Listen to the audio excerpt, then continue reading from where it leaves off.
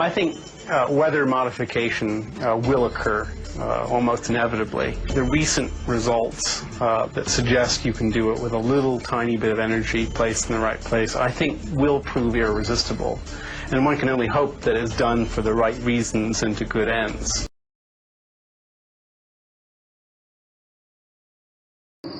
Even without definitive proof, cloud seeding continues to be practiced in over 34 countries worldwide. But silver iodide and dry ice nuclei are Stone Age technologies compared to today's higher-tech particle payloads. The most amazing of these belong to a family of weather mod devices that are so small you might not see one, even if it was floating in your eye. Ranging from the ultra-tiny to the nearly invisible, these are the revolutionary micro-machines that will be the workhorses of any world weather control system. They're MEMS, micro-electromechanical sensors. There are approximately 2,000 weather balloons launched globally, worldwide, every day. Those balloons play a huge role in helping us predict and potentially control our weather. But what if we could launch 10,000 weather balloons a day, or 10 million? That's exactly the theory behind GEMS. GEMS are global environmental MEMS sensors, a concept that we have come up with that deals with a massive wireless network of airborne probes. The idea is to release 10,000 or more of these dust-sized probes every day from airplanes, stratospheric platforms, or satellites. Like weather balloons, the probes would monitor weather information over every kilometer of the Earth's surface at a resolution that is today unheard of. We envisioned that the GEMS probe itself would have a bio-inspired design, something like a maple seed or a dandelion seed that actually incorporates the constructs of nature to achieve aerodynamics and buoyancy. With an ongoing stream of millions of measurements, the accuracy of our picture of the atmosphere could improve 1,000 times over. There's every reason to be optimistic that simply having more measurements of the atmosphere will lead to improved forecasts. It's also possible that the GEMS themselves could be made to play an active role in cloud dynamics. In effect, cloud seeding with 1 million microscopic computers. We could potentially use these very small devices either as cloud condensation nuclei to seed clouds the way that current weather modification is done, or potentially something even more futuristic would be to actually have the devices be active, where they could introduce some perturbation into parts of the atmosphere to actually modify the weather. But if GEMS are heavier than air, what will happen when these millions of probes finally fall to Earth? When the GEMS probes land on the surface, either in the water or on the land, they would continue potentially to provide surface observations. But what about the ones that end up on your picnic table or in your hair? At the sizes we're talking about, if you actually inhaled one or got one in your mouth or one in your eye, it would probably be no different than, say, a speck of dust or a particular particle in the atmosphere that you would get in. You'd probably sneeze it out or cough it up. Useful as nanotechnology will be to weather observation and prediction, there's no question that it will also play a significant role in military weather operations. And it will simply be the newest weapon in a secret arsenal dating back more than 50 years.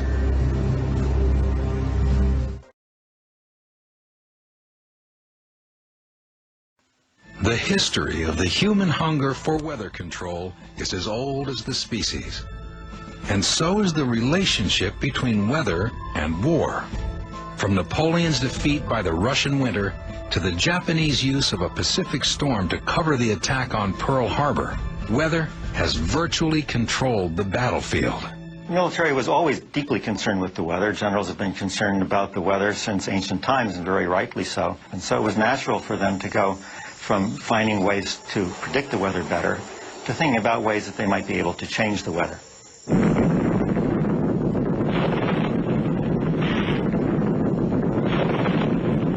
As the nuclear age dawned, a new scientific era and a new world view began to emerge.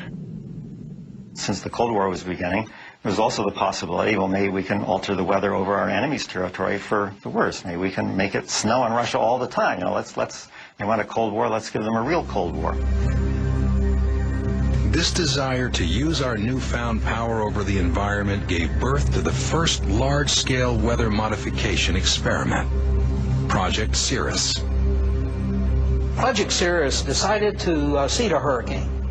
And there was a hurricane off the coast of Georgia that seemed to be headed away from land. They flew a plane into it and they seeded the hurricane. And when I read the papers about what they did, I had the feeling that these people were like kids down in the basement with a chemistry set. You know, let's mix these things together and see what happens.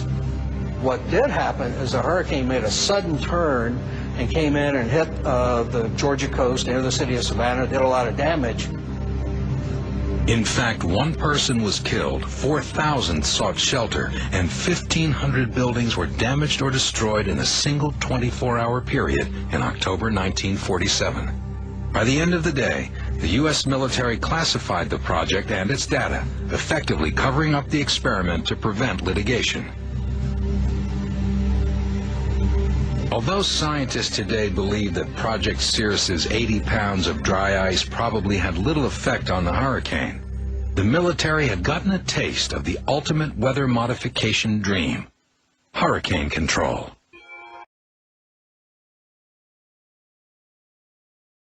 The parallels between weather modification and the nuclear age are striking. If we can build a thing, should we? And if it's possible, is there any way to stop it?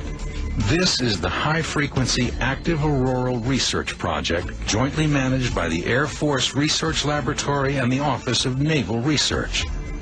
Its stated purpose? Communications research. But many scientists worldwide, including the holder of the technology's patent, claim that this facility has another, more insidious capability.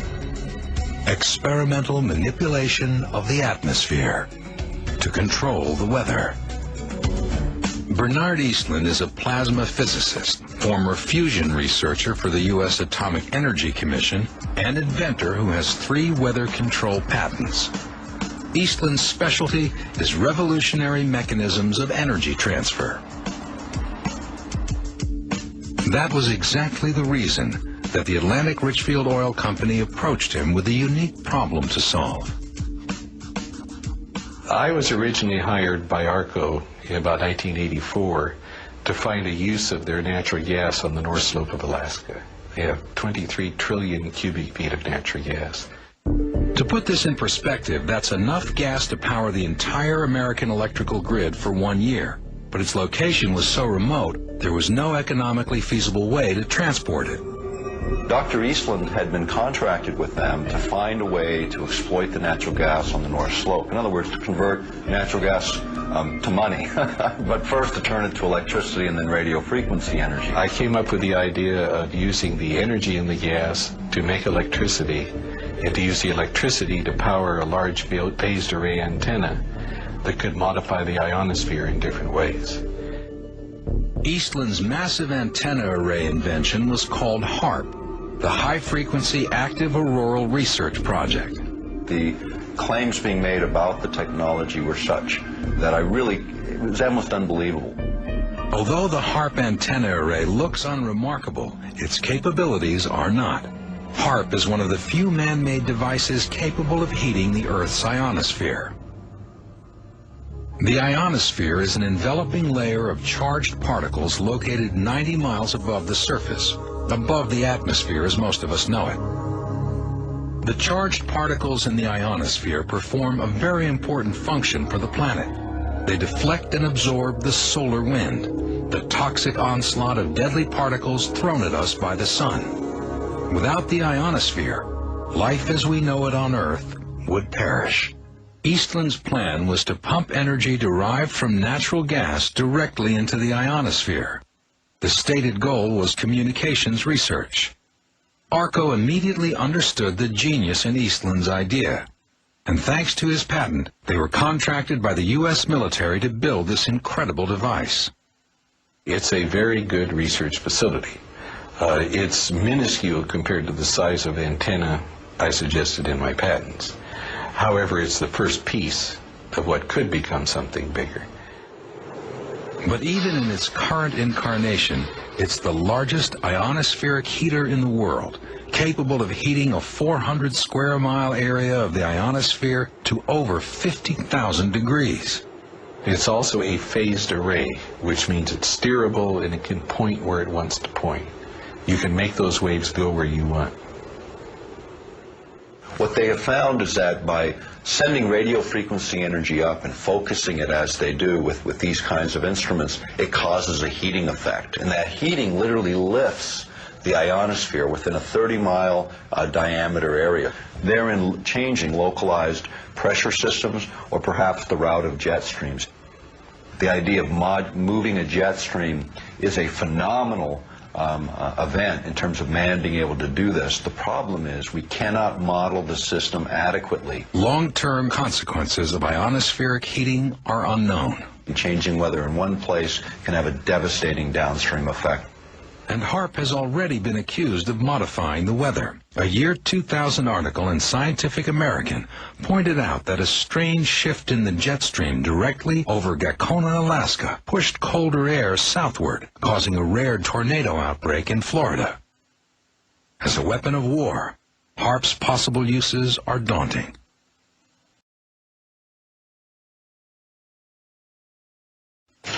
If global warming is any measure, the signs that we've beaten back nature are everywhere. The current consensus, and I must emphasize that it is a consensus in which almost all scientists, even many of the so-called skeptics, will sign into, it is likely that 100 years from now the world will be very substantially warmer. And it's further widespread consensus that this change may not happen continuously, that sometime between next year and 100 years from now there will be a lurch in the system. Well, there is no consensus in science. Science isn't a vote. Science is about facts.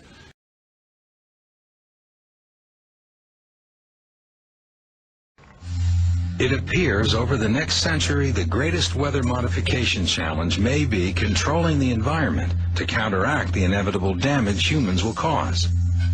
Not surprisingly, there are a host of massive geoengineering projects on the drawing board to do just that. One proposal suggests purposefully injecting large amounts of specialized dust into the upper atmosphere, essentially mimicking an enormous volcanic eruption. When a volcano erupts, it inundates the atmosphere with ash particles. These particles reflect sunlight back into space and block it from hitting the ground, causing a rapid cooling of the planet. We saw the Earth cool quite dramatically in a period of a year or so after the Pinatubo explosion. It's easy to observe. And so people have long proposed since the mid-60s that you could artificially add dust to the stratosphere and cool the planet. Not that this would be a good solution for global warming, it would not.